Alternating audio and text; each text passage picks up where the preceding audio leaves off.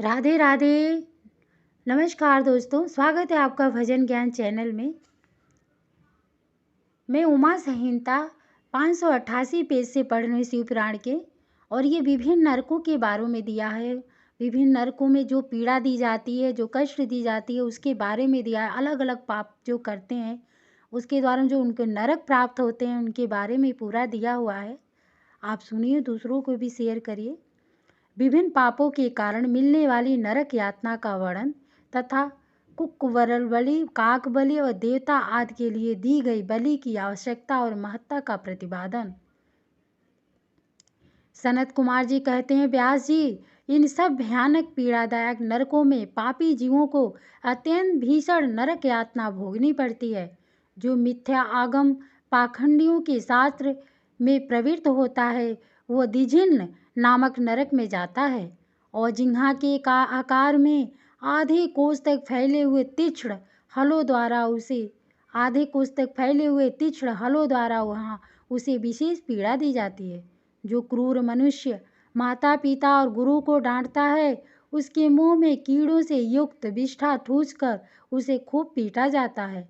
जो मनुष्य शिव मंदिर, बगीचे, बावड़ी, कूप, तड़ाक तथा ब्राह्मण के स्थान को नष्ट भ्रष्ट कर देते हैं और वहाँ स्वेच्छा अनुसार रमण करते हैं, वे नाना प्रकार के भयंकर कोल्हू आदि के द्वारा पेरे और पकाए जाते हैं तथा प्रलय काल पर्यंत नरक गामिनियों में पकते रहते हैं।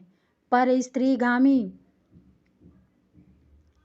जो दूसरी स्त्री पर बुरी नज़र डालता है, पुरुष उस रूप से ही व्यभिचार करते हुए मारे पीटे जाते हैं।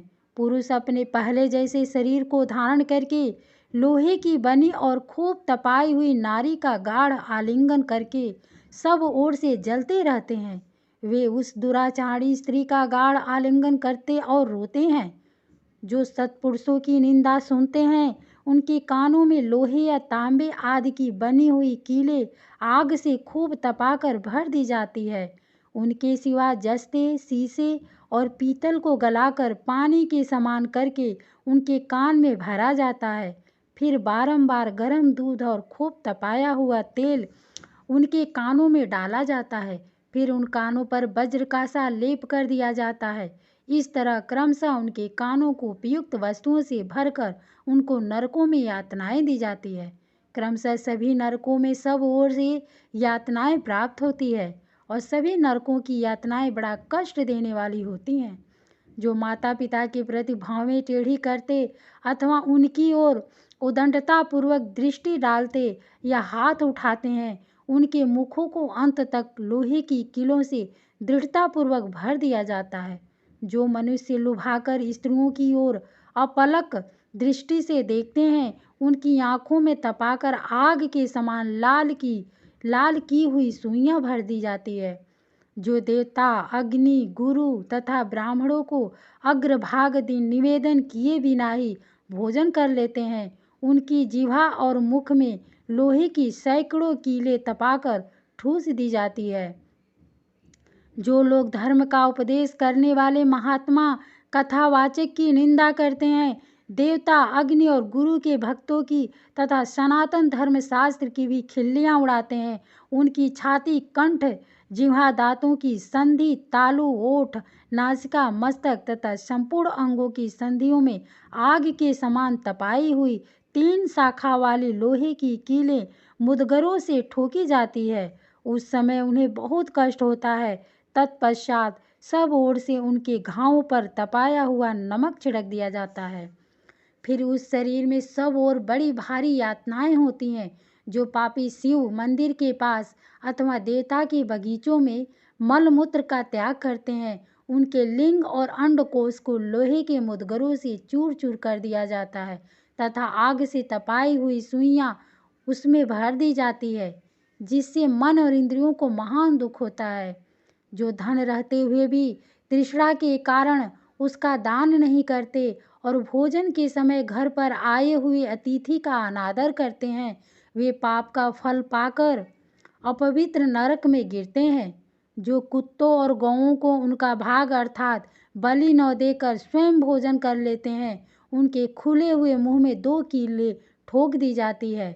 यमराज के मार्ग का अनुसरण करने वाले जो श्याम और सबल सांवले तथा चितकबरे 2 कुत्ते हैं, मैं उनके लिए अन्न का भाग देता हूँ, वे इस बलि को ग्रहण करें। पश्चिम, वायव्य, दक्षिण और नैऋत्य दिशा में रहने वाले जो पुण्यकर्मा कौवे हैं, वे मेरी इस दी हुई बलि को ग्रहण करें। इस अभिप्रथा के 2 मंत्रों से क्रमशः कुत्ते और कौवे को बलि देनी चाहिए। जो लोग यत्न पूर्वक भगवान शंकर की पूजा करके विधिवत अग्नि में आहुति दें, शिव संबंधी मंत्रों द्वारा बलि समर्पित करते हैं, वे यमराज को नहीं देखते और स्वर्ग में जाते हैं। इसलिए प्रतिदिन बलि देनी चाहिए। एक चौकोर मंडप बनाकर उसे गंध आदि से अधिवासित करें। फिर ईशान कोण में धन्वंतरि के लिए और पूर्व दिशा में इंद्र के लिए बलि दें। दक्षिण दिशा में यम के लिए, पश्चिम दिशा में सुदक्षोम के लिए और दक्षिण दिशा में पितरों के लिए बलि देकर पुनः पूर्व दिशा में आर्यमा को अन्न का भाग अर्पित करें। द्वार देश में धाता और विधाता के लिए बलि निवेदन करें। तदंतर कुत्तों के स्वामी और पक्षियों के लिए भूतल पर अन्न डाल दें।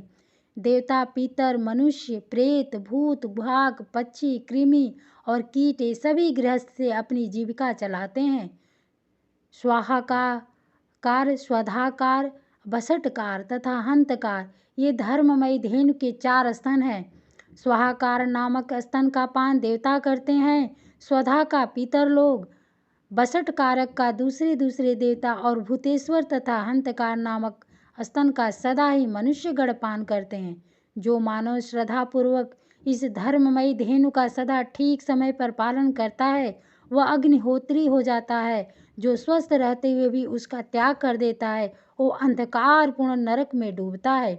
इसलिए उन सबको बलि देने के पश्चात द्वार पर खड़ा हो क्षण भर अतिथि की प्रतीक्षा करें। यदि कोई भूख से पीड़ित अतिथि या उसी गांव का निवासी पुरुष मिल जाए तो उसे अपने भोजन से पहले यथाशक्ति शुभ अन्न का भोजन कराएं।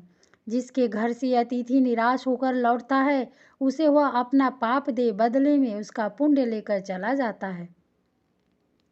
राधे राधे। प्रिय दोस्तों, इस वीडियो को पूरा सुने और दूसरों को भी शेयर करें। अगर आपके माध्यम से 2-4 लोगों की जानकारी होती है, उन्हें ज्ञान होता है, उनके अंदर बदलाव आएगा, तो इस पुण्य का फल आपको भी मिलेगा। और इसमें बलि जो दिया हुआ है, बलि का मतलब ये नहीं है कि पशु बलि होती है। जो हम न देते हैं, अन्न का हम हवन करते हैं, उसको हमारे शास्त्रों में बलि ही बोला गया है। आगे अगर आपको पास शिव पुराण हो तो आप भी पढ़िए, अपने घर में शिव पुराण जरूर रखिए, बहुत अच्छा होता है। एक बार अपने जीवन काल में शिव पुराण पूरा पढ़ना चाहिए। राधे राधे, धन्यवाद।